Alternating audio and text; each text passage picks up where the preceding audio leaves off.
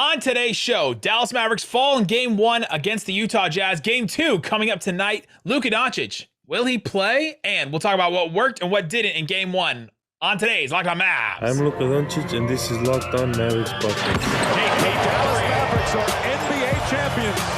Bang! Bang! It's good! And the Mavericks have won the game! If you don't believe, you shouldn't be here.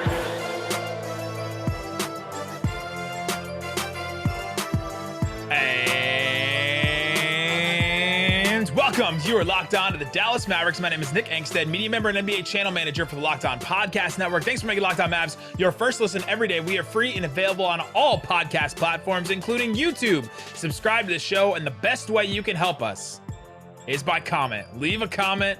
Comment on somebody else's comment. Don't fight. Don't fight down there.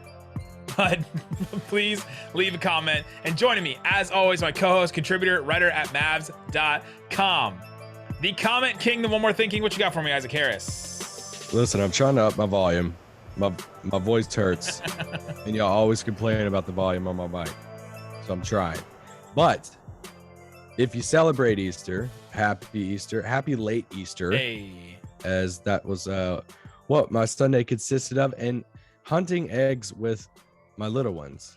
And they're right at this age where it's like first egg hunt in like our backyard since we moved and all of that. That's fun. And you know what makes it less exciting is when you don't color the eggs. Like actually like They're just white eggs? Well, we got the white eggs, but they didn't want to do like the dip it into the dye. So like, hey, let me just use a crayon.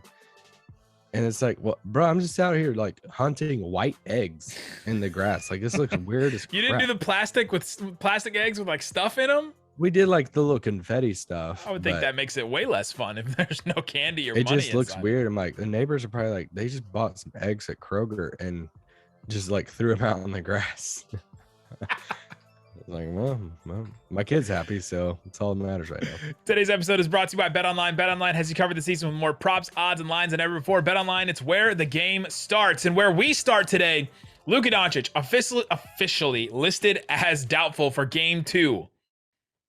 Officially listed as doubtful. So we don't think he's going to play. We've been working on the assumption he's not going to play in Game 1 or Game 2 because of the draw and the way that the games kind of shook out. But there is a couple of good news items for Luka Doncic. Jason Kidd spoke after practice and said Luka participated in some practice, all of practice actually. He said the Mavs did some cleanup and some shooting. He said that, they watched film. They didn't do any running or bumps or anything like that, but Luka participated in all of it. He also did a workout yesterday, so that means Saturday. He did a workout, which is good. Jason Kidd wanted to clarify, I'm not sure what speed he was going at. And then he kind of gave a little laugh because Luka just works at a different speed than everybody's. And not sure what speed he was going at, but he did do a workout. Are we feeling better about where Luka is right now? Feeling better, yes. I got Mir and Fader Christmas Day vibes of after the game on Saturday. They're like, Mavs will practice tomorrow morning, Easter morning. And I started laughing. I was like, of course they're going to practice. And in between the games. A little different than Christmas. It is a little different. I know. But... one of them, Jesus was born. The other one, he rose again. I mean, I don't know, man. If we want to get into the doctrine of it, I don't know if you know anything about that. But no, but good news on Luka's front. Like we, going into the good news. The good news. Going into Game 1. We were just like reading the tea leaves here of like, hey, you got to at least you got to hit some milestones before you can come back. Like you at least got to practice a little bit. Right. It's the whole Ben Simmons stuff, 1 versus 0, like he's going to play in Game 4, but he's only playing 1 on 0. That's what Luka's doing right now. He's playing 1 on 0.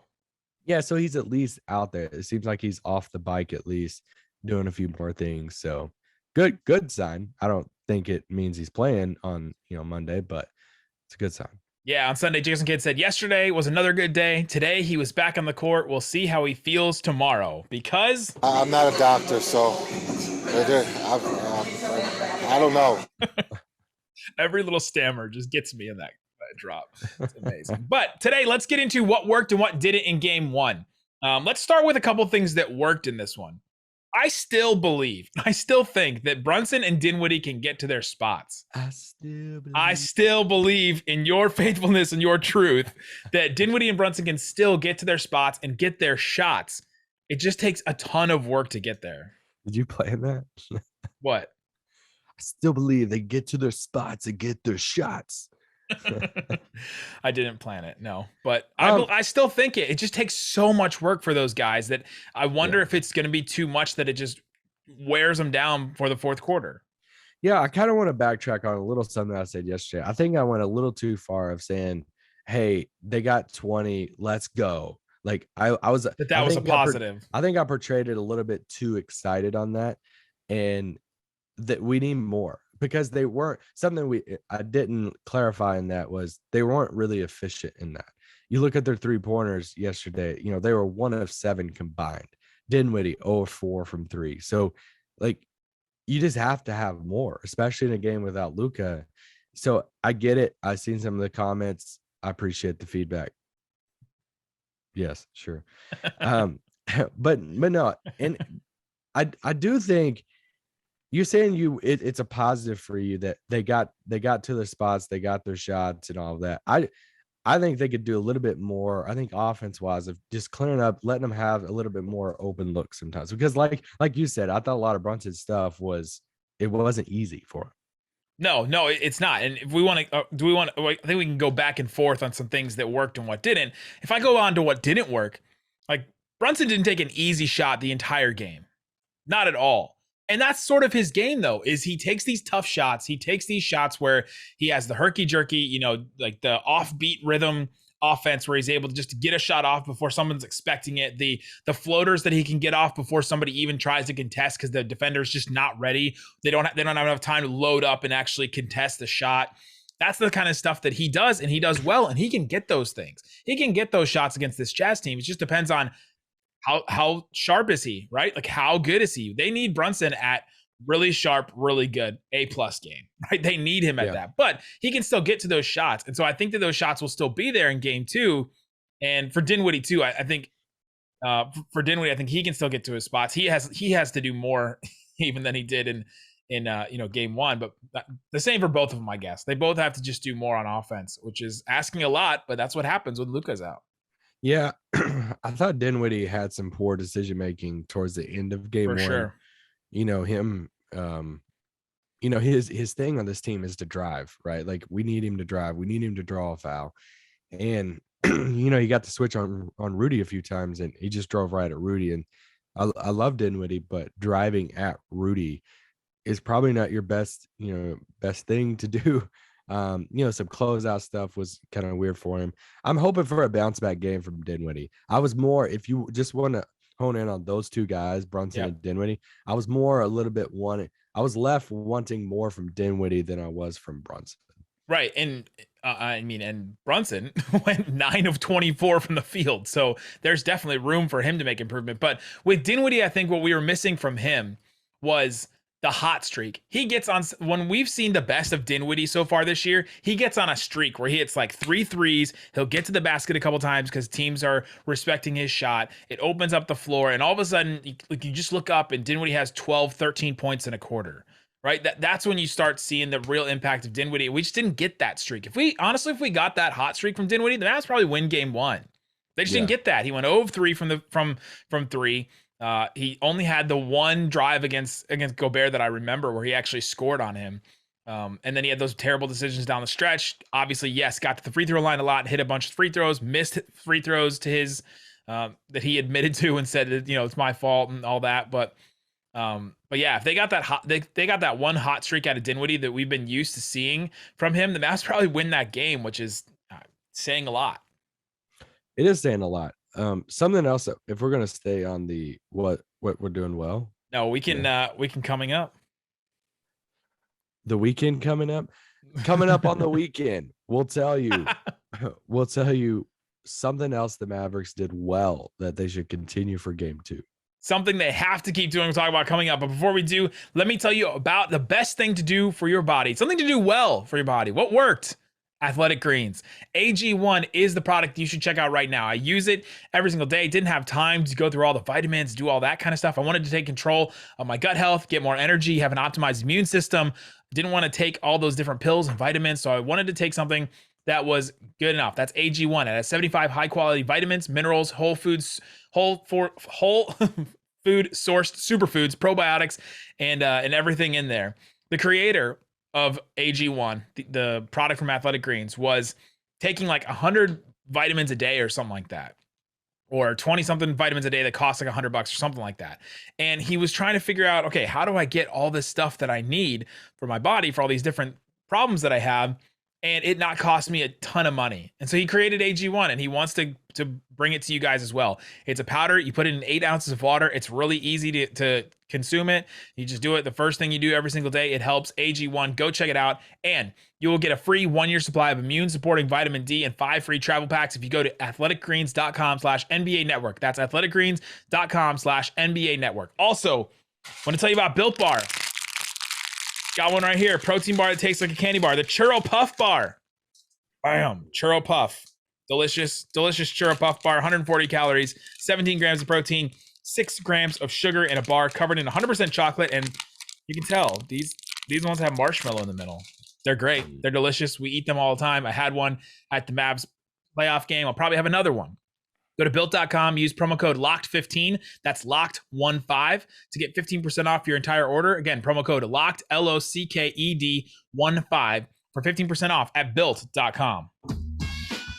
Thanks for making Locked On Mavs your first listen. For your next listen, go check out Locked On Jazz or go listen to the Locked On Now podcast. Locked On Now is nightly recaps of every NBA game with analysis from our local experts, free and available wherever you get your podcasts. All right, Isaac, what else did the Mavs do that worked in game one? So, we talked about this with Mike Shedd on Friday about them forcing them to take twos instead of threes.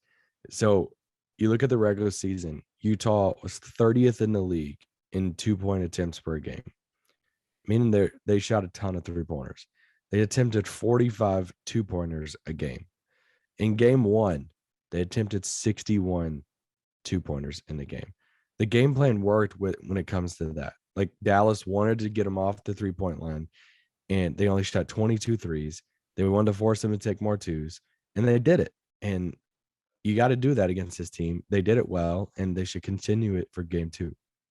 They took a high number of mid-range shots basically in this one. If you look on Cleaning the Glass, they have this ranking where they say, okay, what percentage of your shots came in the mid-range, and then what does that rank as far as teams and normal games that we've seen this season? The Jazz shot in the 89th percentile in mid-range shots, like the most of many teams with that game. And they shot from three the 11th percentile, like the bottom of all teams. Like, it's a real dark orange, which is their highest, and a real dark blue for the threes, which is their lowest. And that's 100% what the Mavs tried to get the Jazz to do. Their defense worked in a lot of ways. If you heard Kidd's comments after the game, if you heard Spencer Dinwiddie's comments after the game, they didn't think that their defense failed them at all, like in any stretch of the imagination. And they were all pointing to the offense, saying the offense just didn't get it done. The offense just didn't get it done, which is probably why they worked on shooting in practice on Sunday. But the defense was definitely one of the things. The limiting threes was huge for the Mavs and how it worked and what worked. I thought getting the ball out of Donovan Mitchell's hands for the most part. I mean, he took 29 shots. He had that really good third quarter, but that first half, we didn't really hear Donovan Mitchell's name that much in that first half. He was 1 of 9. He had 3 assists, and he had, not a ton of impact. Didn't take any free throws, missed both of his threes. We didn't see a lot of impact from Donovan Mitchell in that first half. And then in the second half, he turned it on. In the third quarter, he was able to get some stuff going. But the Mavs really succeeded, I thought, in that first half, getting the ball out of his hands. Yeah, for sure. I thought Dorian played really good defense on him. And then, he just went, a little supernova a little bit. And not really supernova, but had a bounce back third quarter for him. So it's part of it. I thought they defended him well. Something else they did, unless you want to transition to. Now, I got one more thing that worked.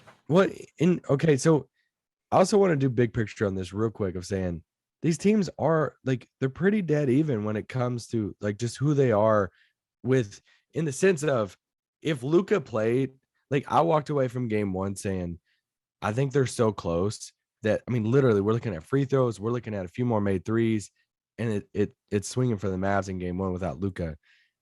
I think it's what's making this even more frustrating is if Luka played in this series is a wrap in 5 or 6 games. Do you think that? Because I think so. Because we're going to go into stuff that didn't work, and it's all stuff that Luka could have fixed, right?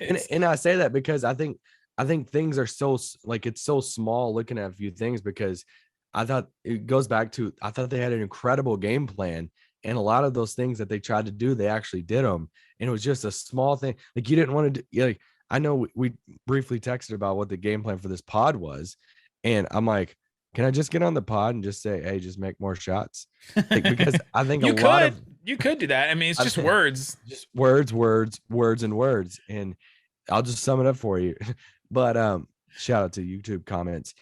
But that's the thing. It's like I think they should continue a lot of what they were doing.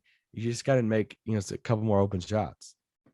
Yeah, really. I mean, as long as the defense holds up too, which is something. And one of the things that really helped the Mavs was limiting Rudy Gobert's touches. It's been made a joke on Twitter about all kinds of, Rudy Gobert doesn't get any touches. Donovan Mitchell passes. Did you see his comment post game to the other team more than he passes to to Rudy Gobert? Like Rudy Gobert even taking questions about that post game after a win about not getting very many touches and him talking about sacrifice, and that's what I'm like. All right. I know somewhere you'll get a lot of touches. But we had David Locke on this podcast that said Rudy Gobert is the most efficient offensive player because if he scores, he's dunking, right? Like they didn't get anything on. They didn't get any on that. He had one field goal attempt. That was it. 1, 2 offensive rebounds, 1 field goal attempt, 5 points, and all 5 of them came from the free throw line. That's a positive. I think that worked for the Mavs because they didn't let Rudy Gobert destroy them. I think it was Shed that mentioned this where when the Mavs Locke mentioned this when the Mavs would play the Jazz before, Gobert would get like 20 and 10 or like 20 and 15 against them because he would just dominate in the pick and roll and dominate in around the basket on offense. So that's I think something that didn't work. So all those things have to work again in game 2, right? Like you can't go back on any of these things and still expect to be a couple shots away from winning. I could see some of these things going in a different direction. The Jazz are probably going to come out and say, hey, we got to take more than 22 threes, right? We got to kick the ball out. We got to get to our shooters. We have to get up some shots. And as much as the Mavs want to try and take those away, I don't think you can fully do that against a team that moves the ball as well as the Jazz do. Yeah. But we'll see. Let's get into some stuff that didn't work. Yeah. So I have something that I think this is like in the middle ground. It didn't work because statistically you have a medium place thing that didn't work. Because I feel like it's becoming a bigger thing after game 1 is this rebounding thing. Yeah. And, media asked about the, rebounding, battle that with, Dallas lost about 19 rebounds. I've seen people talking about it over the past 48 hours. Like I mentioned it. They were 15. The Mavs lost the rebounding battle 15-5 in that third quarter when they just got trounced. So, I mean, I think that factored in a little bit. Yeah. So, and, obviously some, people responded to our podcast and stuff. So, you know what I did? I went back and looked at all 33 losses for the Jazz this season. Do you know how many of those losses they won the rebounding battle? The Jazz lost the game and they won the rebounding battle in that game that they lost. Yeah, 16 out of the 33 losses, they won the rebounding battle. So I say over that, half. Yeah, I say that of saying a little bit. Oh yeah, not 30, 33. And about half. About half of them. But the other losses in which they lost the rebounding battle was the games without Gobert because he missed part of the season for the calf strain. One of those games was without Whiteside and Gobert. So like that number could even be higher than 16 in which games they lose with Rudy Gobert, but they win the rebounding battle. And I say that to say you could beat the Jazz and still lose the rebounding battle. Yes. This is why I'm not like losing sleep over it. This is why I said before, the series of like, hey, like I'm almost like writing it off of like, we're going to lose the rebounding battle. We're probably going to lose points in the paint. And there you go. Like, I just don't think it's like worth writing home about or writing, an article or something about. I just don't think it's that big of a deal in the series. I could be wrong. That's just how I feel about it. Yeah, no, I'm with you. It is a medium thing. It's a thing that we thought would be a problem or a thing that we thought would be a factor or a thing that we thought would happen that wouldn't necessarily matter. And it's proven to not. I mean, the Mavs got destroyed in the rebounding battle and still had a chance to win the game, right? Yeah. It came down to a couple of bounces of the ball here or there. If they could close the gap rebounding wise, would it make it easier? Sure. Probably. If they would want to be like the Grizzlies and win rebounding battles and get a bunch of boards and offensive boards and things like that. Sure, they just don't have the personnel to do that. Like, you're just not changing anything, putting out Boban or even Marquise Chris or anybody. Like, you're just not changing anything with the rebounding battle against this team, I don't think, personnel-wise at this point, where you're not losing something somewhere else. Yeah, I'm sorry. Like Boban's not the answer, guys. No, this is not Denver. I've seen some people throw that out, and this is not the answer. I'm sorry. No. Let's get into some things that didn't work. The rest of the offense. One of the things I wanted to mention that worked was wing shooters. Reggie, Dorian, and Maxey went 7 of 18 from 3. That's 38.8%. That worked, right? Those guys did hit their shots. Other than that, like, the offense didn't seem like anything else super worked. The Mavs did get to the free throw line. Brunson had 6 free throw attempts. Dinwiddie, 16 free throw attempts. They forced the Jazz hand. Did they get a favorable whistle? Yes, sure. Jazz fans, fine. They did get a favorable whistle late in the game, for sure. But what didn't work is the mistakes down the stretch. Dinwiddie made a ton of mistakes down the stretch. He was driving in, and he was trying to force the Jazz hand a little bit more, and he would, get indecisive. I thought he got really indecisive in that fourth quarter. He had that one drive late in the game where he turned around and he turned the ball over when he was turned around. He didn't make a decision quick enough. I just thought that Dinwiddie didn't make great decisions down the stretch, and Brunson couldn't get his shot to go down the stretch. That they really struggled in the fourth quarter. Well, I mean, you miss Luka all game, every game that he's not playing, but it's in the clutch moments that you're like, oh, we really miss him. And I think the team, because they're so used to, if there's ever a time in which you run everything through Luka, it's the end of the game. It's just, those last few minutes of the fourth. So to have somebody else controlling the show, it's probably different for them too. Coming up, let's go do a couple more things that didn't work. What else didn't work for the Mavs that they need to change in game 2? We'll talk about that and more coming up. But before we do, let me tell you about BetOnline. BetOnline has you covered for all the odds, props, and lines for everything in sports. Go check it out. They have a lot of stuff for the NBA draft. They have stuff for other sports, baseball, I guess, if you're a baseball fan. Basketball, Mavs Jazz, game 2. What do you think the line is?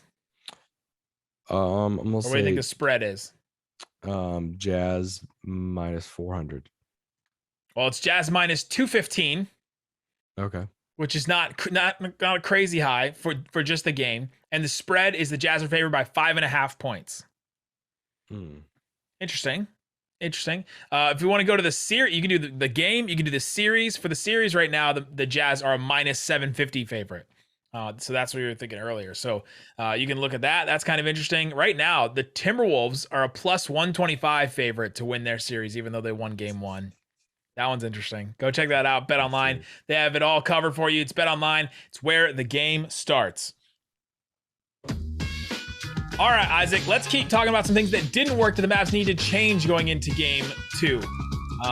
One thing that they can't change is Dwight Powell's offense. He had 6 field goal attempts. It was 3 putbacks, 1 alley-oop dunk from a Jalen Brunson pick and roll that was actually against Rudy Gobert. And then he had a hook shot off of a dump off from Dinwiddie that just got completely blocked by Gobert. And then another dump off hook shot that got blocked by Gobert. And then Dwight tried to put it back up. But Dwight's offense just is a non-factor in this series, probably without Luka. So I got a new phone recently, and unless you're one of these people that likes to just risk it all with no phone case, you gotta have a phone case on your phone. So I get a new phone. And new phone comes in, and I take the old case off my old phone. I'm like, oh dang, it doesn't fit on my new phone.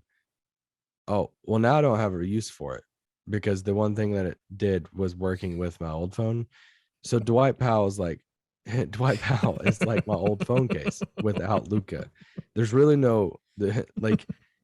it depends on you're gonna get the most use and the best use out of that phone case if you actually have the right phone for the phone case. And there's my analogy for the day. Dwight phone case. That was amazing. Yeah, and it's true. And he played 22 minutes, which has been his role this year, right? He didn't get expanded minutes, and he played his role that he normally does. And his offense just isn't a factor. In the other Jazz games this season with Luka, he has been a factor. And so it'd be interesting to see if when Luka does come back, if that changes and if he does get some more time. I will say we pointed out his plus minus. I don't think that. I mean, there's something there. I don't know. I don't know what the answer is there. Because But defensively he was good, right? That's yeah, another thing that worked was his defense. I thought he played great defense in this game. Had a couple of those huge blocks. He was good around the rim. I thought that he had 4 offensive rebounds. That you should count that as, as defense, right? Because it's keeping a possession for yourself. yeah, And so yeah, I thought that he had a good defensive game and a bad offensive game, which is not something we're used to Dwight Powell doing in his career. yeah. But here we are under this new scheme. What's something else that didn't work, in your opinion? Them defending Bojan Bogdanovic. You got to figure something else out with that. I know Dallas wants to switch a lot. He gets Brunson on him. He gets somebody small. He's a bigger guy. He's a bigger wing, so he can actually put the ball on the floor and post up, and he can get pretty creative on the offensive end. But I just whatever their game plan against him, it didn't work, and they got to figure out something new with that. Do you think they're just okay with giving up Bojan 20, 25-point games? As long as they hold, they held Clarkson to just 10 points. Donovan Mitchell was held in check for the most part. Like Conley only had 13. You think they're okay with Bojan? I think you're okay with it if you're keeping Donovan at 22, but if Donovan has 33 and then, Bojan gets right at 30, 28, whatever you had, like, then there's an issue then, like, because I get the whole like, hey, we're gonna take Donovan out, dare have 20 points by Donovan. That's like he's still at 33, so yeah. He also 26 points on 20 shots. Not the most efficient game necessarily either. Even though he shot 55% from the floor, didn't score in a Kyrie-esque way. Man, that guy, Kyrie, good lord. Something else didn't work was Josh Green threes. Here's what I think. I can live with guys that have shot 40% in a season for 3. Like there's one thing with like Dorian or Maxey or like Reggie out there missing like 4 or 5 threes. Something I can't live. And they're always going to be so confident. Hey, keep shooting them. You're going to get the open shots. Just keep shooting them. I don't know if I can live with Josh Green missing 4 threes a game in this series because he's just got to keep shooting when he's never hit 40% in the season before. Yeah, and it's almost like, well, you just have like maybe he hits 2 of those, and then all of a sudden he becomes potentially a factor. But now that he's missed 4, I mean, he did shoot 36% from 3 this season, which is good, right? But he only took 78 of them. He barely took over 1 a game, and so I don't think the Jazz are gonna think Josh Green is a factor at all, and they're gonna defend him with Gobert, they're gonna defend him with Whiteside, and they're gonna slack off of him and give him as much space as possible. And so it's like, all right, do you want him to be the Dorian of a year ago, 2 years ago, where he's the one that has to hit the threes? Do you have that much confidence in him, Jason Kidd? Like, do you have that much confidence that he can do that? Or, and he took those 4 threes in, what did he play? 10 minutes, right? It was a big factor. Because they leave him open on purpose. Because he was so open. And so that's definitely something to watch. Josh Green on offense. What else can he do? How else can he affect the offense? Because he is going to play a little bit as long as Luka is out. Because he has to spell Brunson and Dinwiddie a little bit, but yeah, that did not work. It just did not work at all. Other things that didn't work in this game, man, I'll just go back to I'll go back to Dinwiddie and Brunson down the stretch. You got to get some other people involved, and you have to make decisive decisions. The times when guys are dribbling the ball, I think Kirk is big on this with his Stanley gif from The Office, where a guy is just dribbling the ball over and over and over again. You can't be dribbling the ball like 9-10 times in a possession. It's got to move a little bit. The Mavs offense still works well when you're works the best when you're moving the ball, and it's to be decisive, make a move, do this, do that. Because Luka is the only one that can get away with that other stuff. Yeah, 100%. And I think that's why it's, towards the end of the game, you're asking a lot from these guys that are used to playing off Luka in these moments. So they have to do that better. They got to hit their free throws. Like, I know we've talked about the free throw thing a lot, that they had 34 in the game. And it's the only way they got back in the game because they were forcing the ref's hand. Like they couldn't get, like their shots weren't going. And so they had to force the ref's hand. A lot of Jazz fans today were saying, well, the Mavs got such a good whistle. The Mavs also just drove in a lot and like created contact and made those things happen. The Jazz don't do that, right? Like they don't have a lot of guys that create a lot of contact and do that. And the Mavs usually don't either. The Mavs usually don't attempt a lot of free throws. We mentioned that a lot before this series. They were 26th in the NBA in free throws, but they forced the hand a lot because Brunson and Dinwiddie had to just keep attacking. They just had to keep attacking. That's the only thing that they could do if their shots weren't falling, if they couldn't get any other shots, set up for other guys. And so, yeah, they had to force the hand a lot, and that's what kept them in the game was free throws. Yeah, and I mean, and they just got to hit them better. There's 76% in game one, and well, I'll go with that, and I'll agree with Dinwiddie that is just basically Dinwiddie missing 6 because Brunson missed 1. Davis Bertans missed 1. Everybody else was perfect from the line. It's literally just Dinwiddie is that percentage. Oh, Spencer, missing 6. And the Mavs lose by 6. Second chance points, they lost that pretty good. That didn't work well for them. I mean, this is part of the rebounding thing, but I think it was 20-7. I think second chance points in this game. So, it was 20-7. But ultimately for Dallas, it comes back down to that dang 3-point shooting. I know. And they attempted 32 in a game. They only hit 9 of them. And like you said, Reggie and Dorian, they hit a combined 5 of those 9. So here's my thing. Reggie attempted 8, Dorian attempted 5. Can we get those guys to like 10 each in game 2? Like, I just want them to get closer to that 40 number. I know. The hard part is when Reggie and Dorian are taking threes, it's because they're wide open. So you have to create those shots first in order for them, because they can't create them for themselves. And so you have to be able to create those opportunities from Brunson and Dinwiddie. And can you create those shots? With Luka out. Yeah. So, I mean, they got to shoot better. Words. Words. Shoot the ball better, and Mavs win the game. That's what it comes down to. There you go. Let us know in the comment section what else do you think they need to do better and change in game 2. We'll talk about all that. We'll break it down for you after the game. We'll have a post-game pod after every single game. We should be there. Guys, thanks so much for listening to Locked On Mavs. Peace out. Boom!